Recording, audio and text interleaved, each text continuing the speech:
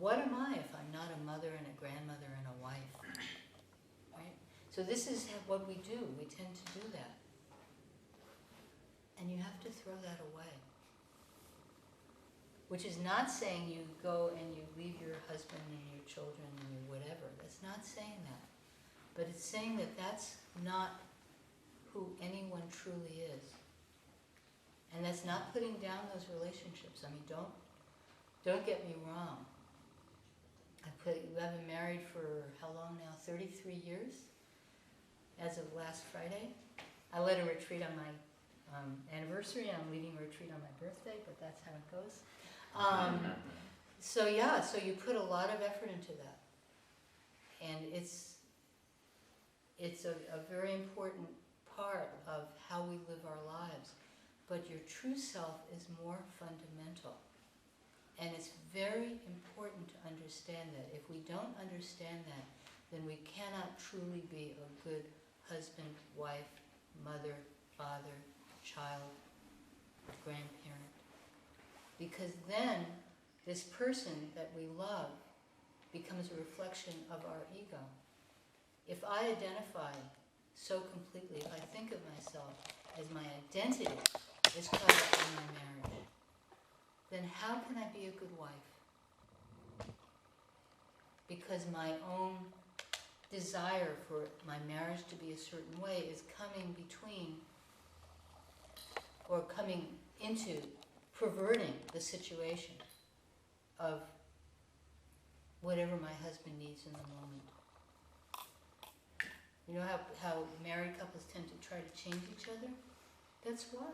Because they're identifying, this person did this thing, he's my husband, so I'm the one who's, he's doing something and makes me look bad. No, it's not making you look bad. It's just, he's doing something. So we have this we make things part of our identity, and then we can't act correctly. So you really have to throw it all away. You really do. And you really don't know what's going to happen. You really don't know. And that's very important. We go around and we act as if everything's going to continue the way we think it's supposed to. So we think that nobody that we love is ever going to have an affair.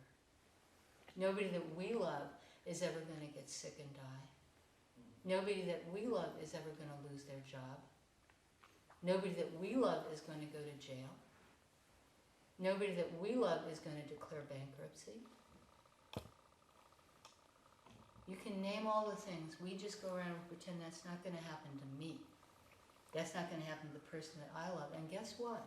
Sooner or later, something happens to all of us. Sooner or later, the husband dies before the wife, or the wife dies before the husband. If nothing else, that happens. Divorce is always a surprise when someone learns, you don't want to be married to me? On some level, that's always a surprise. We take our situation for granted, but no situation is forever. And if our identity is hooked into this situation that we take for granted, then we cannot respond when the situation changes.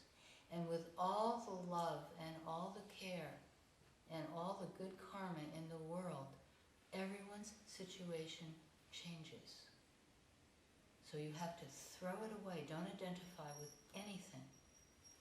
And that doesn't mean you run out to Tahiti, It means that you have your mind clear, that you don't say, I am this way because of the situation that I take for granted. Don't take anything for granted, and don't hold anything. Don't hold on to anything. Don't take anything for granted. Just be clear. You know the phrase moment by moment by moment.